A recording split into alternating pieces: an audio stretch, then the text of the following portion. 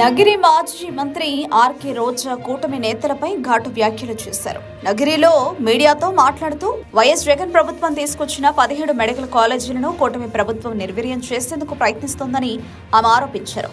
ఒక్క medical college అయినా Chandrababu నిర్మించారా?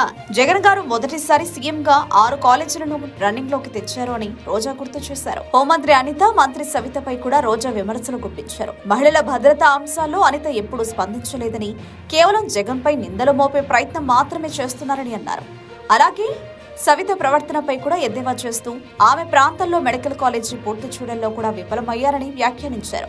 Rajahmundry, Vizianagaram, Paderu, Nandyal, Machilipatnam medical కాలేజీల దగ్గరకు తాను వెళ్లి చూపించేందుకు సిద్ధమని, దమ్ముంటే మంత్రులు అక్కడికి రావాలని రోజా సవాల్ విసిరారు. చంద్రబాబు 3 సార్లు సీఎంగా ఉన్న మెడికల్ కాలేజీలకు పెద్దగా కృషి చేయలేదు.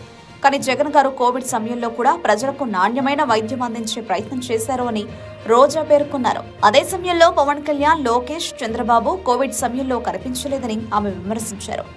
రైతులకు యూరియా కూడా అందించలేని అచ్చెన్నాయుడు వ్యవసాయంపై చింతించాలన్నారు. ప్రజలు పవన్ కళ్యాణ్ కి ఓట్లు షూటింగ్స్ కోసం వేయలేదు. ఆయనపై ఓటు వేసిన ప్రజలు సిగ్గుపడుతున్నారు అంటూ రోజా ఎద్దేవా చేశారు.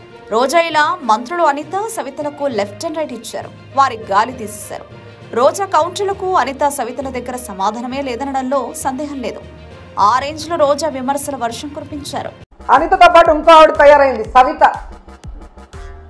మొదటిసారి ఎమ్మెల్యే అవగానే, మంత్రి అవగానే కొత్త పిచ్చోడు పొద్దురగడు అంటారు చూసావా, ఆ విధంగా ఉంది సవిత ప్రవర్తన. తనకు ఓట్లేసి గెలిపించిన ప్రజలకి ఈరోజు మెడికల్ కాలేజీని పూర్తి చేయాల్సిన బాధ్యత మంత్రికి లేదా జిల్లాలో? ఈరోజు చంద్రబాబు నాయుడు మీద ఒత్తిడి తీసుకొచ్చి ఆ కాలేజీని పూర్తి చేయడం ఆమెకి చేత కాదు.